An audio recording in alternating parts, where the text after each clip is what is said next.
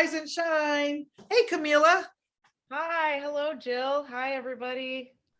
It's time for another episode of the Jill and Kamila show. But before we get started, I think we need to take ourselves into the spiritual space. Kamila, how about a chalice lighting?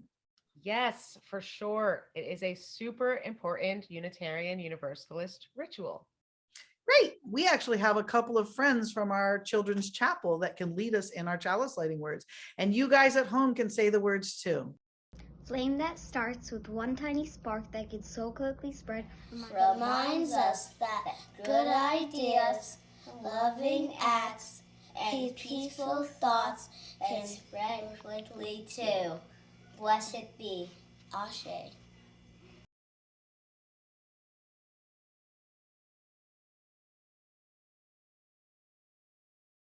Thank you, chapel friends, for leading us into the spiritual space. Now, usually when we're meeting for chapel, after the chalice lighting, we share joys and concerns.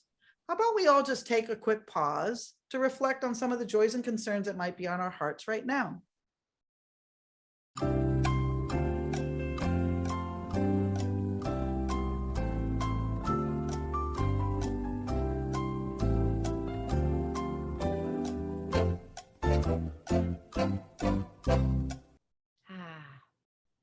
It's nice to take that moment. I needed it. Thank you. So, what are we talking about today, Jill? Today, we're talking about the 8th Unitarian Universalist principle. I know that one. We, the member congregations of the Unitarian Universalist Association, covenant to affirm and promote journeying towards spiritual wholeness by working to build a diverse, multicultural, beloved community by our actions that accountably dismantle racism and other oppressions in ourselves and in our institutions. I love that. Me too. But I will say there's a lot in there. Let's break it down into some bite-sized chunks. That's a great idea. So we'll start at the top because it's the introduction in part to all of our principles. We, the member congregations of the Unitarian Universalist Association, covenant to affirm and promote. So we know what covenant is, an agreement, a promise. So we're agreeing to promote, practice this. That's such a good point. We definitely know what covenant is from our time together. So the principles are basically a covenant for all Unitarian Universalists. They're ways of being and believing in the world that we're agreeing to.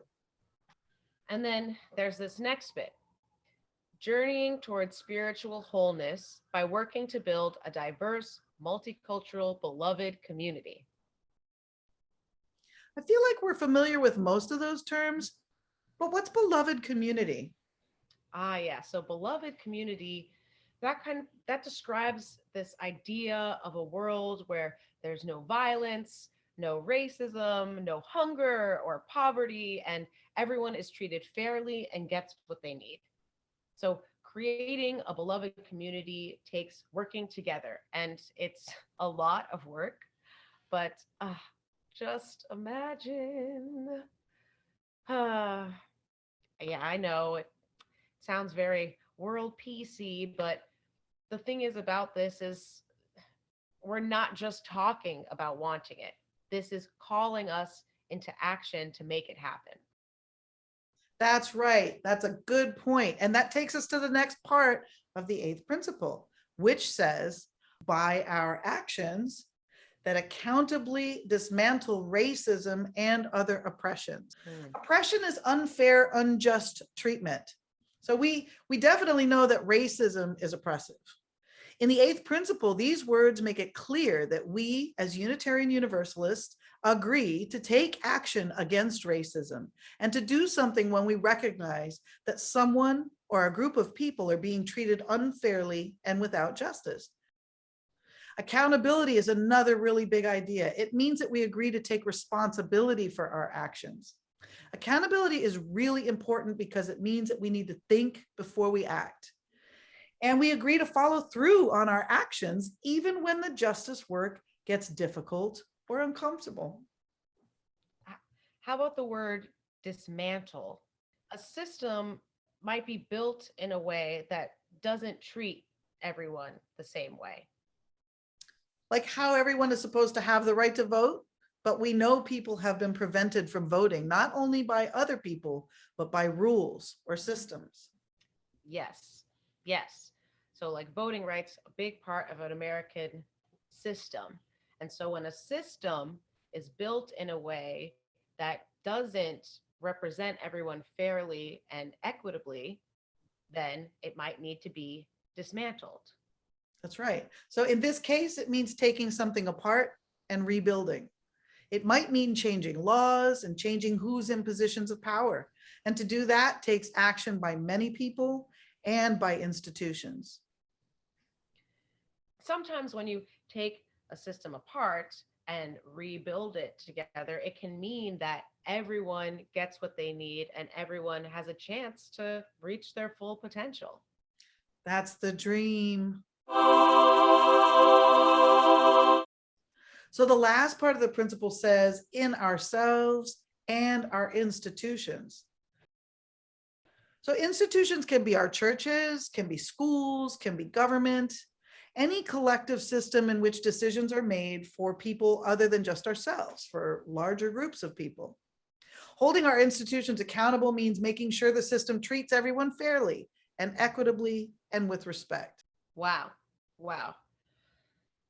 So that's it. That was great. I'm really glad we took the time to kind of talk through, break down a little bit this eighth principle. I mean, it's a lot, but it definitely makes me proud to be Unitarian Universalist. Totally, me too. Well, I think we've covered a lot of the chunks, right? Let's try to remember some of these big ideas: covenant, practice, accountability, oppression, dismantling, and ourselves and our institutions. It's a lot to think about. Yeah.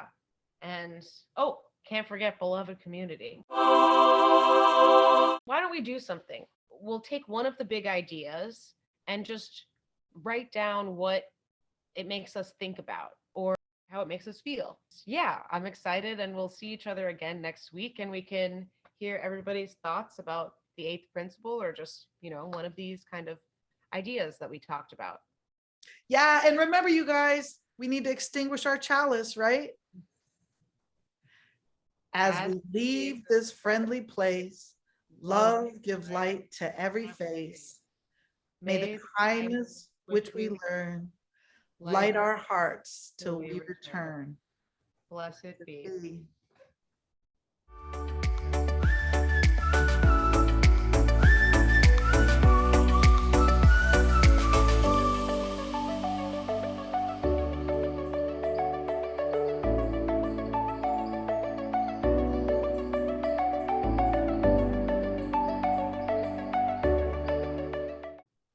Flame that starts with one tiny spark that can so quickly spread reminds us that good ideas, loving acts, and peaceful thoughts spread quickly too.